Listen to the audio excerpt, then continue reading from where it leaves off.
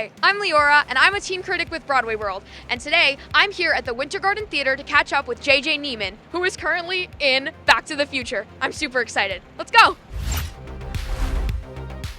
Thank you for meeting me here, JJ. I absolutely love Back to the Future, and you did an amazing job in it as all your roles. Thank you so much. It's so nice to meet you, Liora. Thanks for having me. So I love your TikTok, and I've been watching it a lot, and I know a lot of my friends do too. So do you ever get recognized in public for that, and what's it like just going viral for your stuff? Oh, it's been really cool. I mean, yeah, I, especially in like the theater district, you know, walking around the theaters and in this area, I definitely get stopped quite often, and it's really, honestly, it's so cool. And like one of my favorite things is like at the stage door, constantly meeting people who like know about the show from me or like know me from TikTok, and you know, we're excited to see me in the show. And so it's been really fun to like merge that, like, you know, during the pandemic, that life at home and like the content I started creating, and then get to like feel that in person now and with people, and like get to meet all the people that like are my internet friends now. It's really cool. It's really special. Yeah, that sounds amazing. Yeah. So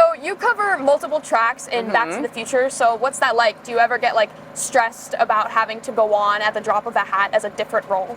I definitely am used to the swing nightmare. I used to swing and cover 7 roles in Book of Mormon, and so I definitely, you know, became used to having some stress dreams here and there. But honestly, like I in that show never got to cover lead roles, and so, you know, it's one thing to learn your own ensemble track and have ownership over your own track in the show, and then to cover both Marty and George McFly are both huge roles and also very, very vastly different. Marty is much more me and my energy, and George is definitely like a challenge of comedic, you know, genius to follow the steps of Hugh Coles. So it's definitely been stressful, but also so fun. Like, I've gotten to prove to myself so much in the process and learn stuff in real time. You always think you'll, you know, study theater and graduate college or whatever, or train, and then like one day you'll just be ready to do it. But like, I'm learning so much in real time on Broadway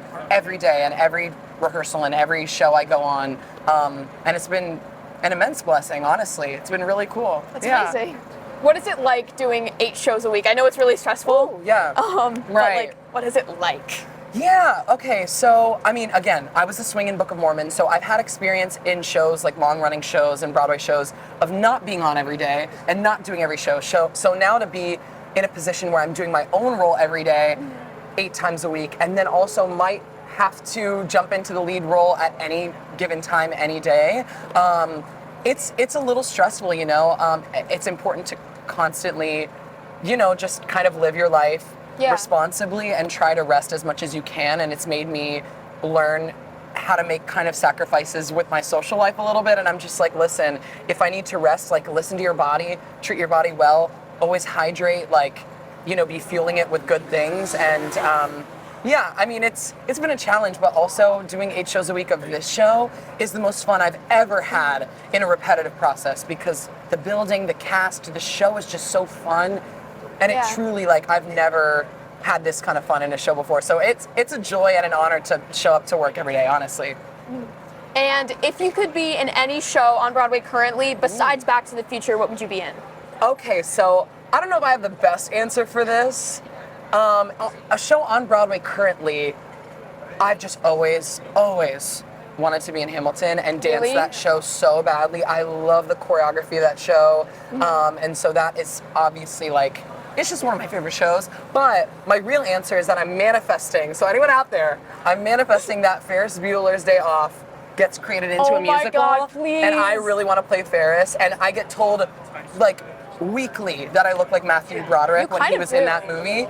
And I get that message on TikTok a lot. You know how people will like see you on their For You page and they're like, what is Ferris Bueller doing? I get that comment a lot. Really? So so I'm like, that is what I'm manifesting next in terms of like a big show, you know? Yeah.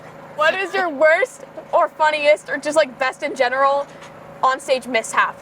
Well, I've had a few, because I don't know if you, for those of you who haven't seen the show, there's a lot of stuff that happens in this, and the first time I went on for Marty, I had 3 hours notice and hadn't rehearsed like 75% of the show on the stage. So I was kind of just winging it a little bit. Yeah. And there was one time in that show that I truly jumped a little too far forward, and I just boom into the scrim at the front of the stage where there are projections on, because you can't see. It was like pitch black on stage. So I run into that and like ripped the scrim a little bit, and then the crew members like later on told me that I actually like low-key made like an imprint, like a cartoon imprint of my face and hands on it that the audience couldn't see, but they later on were able to see that.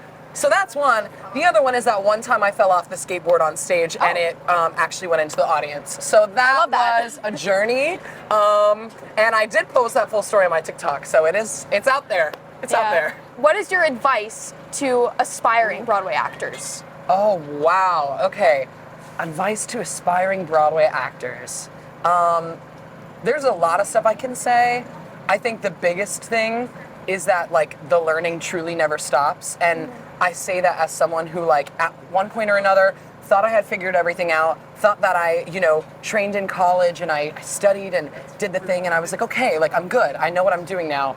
You really never do. And everybody on Broadway is faking it till they make it. There are people who are pros and veterans of Broadway who are still learning things at 60, 70 years old. Oh, wow. Every show. And I feel like being open and willing to challenge yourself to learn, that's a big one. And then my other advice is honestly just to do the work and show up and be a nice person. Yeah. Because there's nothing more valuable than being someone that people want to work with, that people want to root for, and showing up and doing the work and being prepared will take you so far. And it honestly helps release and relieve a lot of anxiety that you might have about auditions, rehearsals, performances.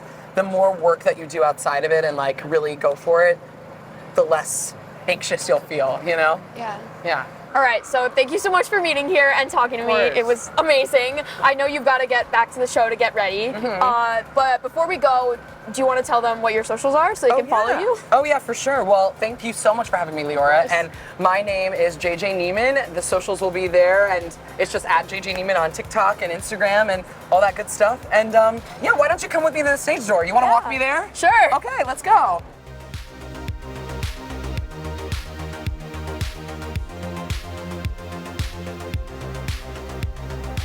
Well, thanks for walking me to work.